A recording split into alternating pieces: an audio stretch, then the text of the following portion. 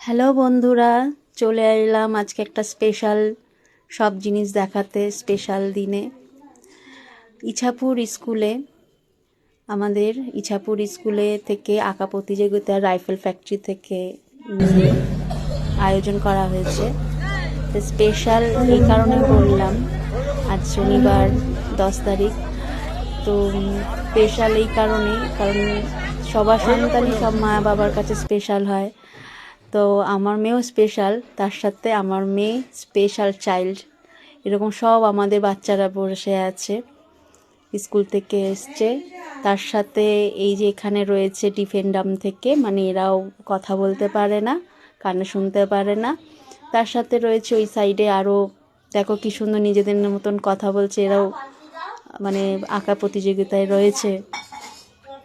তাছাড়া মানে সব এক একজন, সবাই কেউ কারোর থেকে পিছিয়ে নেই, একই জিনিস। এটাই ভালো লাগে যে এদিকে মেন্টালি, এদিকে হচ্ছে ডিফেন্ডাম, আর ওদিকে হচ্ছে সব নর্মাল যারা সুস্থ, এদের থেকে একটু সুস্থ বলতে কথাতে বুদ্ধিতে, কিন্তু তার জন্য এরা পিছিয়ে নেই।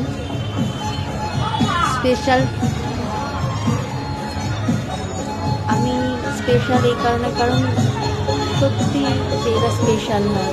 আজকে এদের জন্য কোনো জায়গা মাথা নিচু হয়নি, এদের জন্য এমন এক জায়গায় আমি পৌঁছাতে পেরেছি,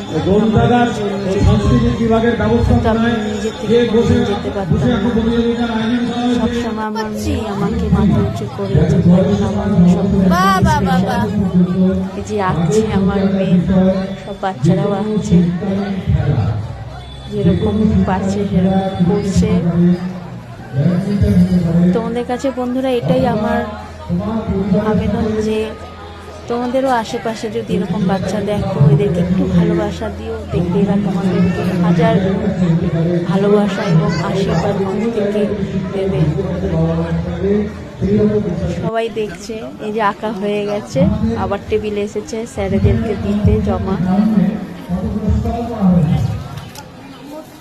সবাই মিলে এদেরকে একটু ভালোবাসা দিয়ে ওদের পাশে থেকে আশীর্বাদ করো বন্ধুরা।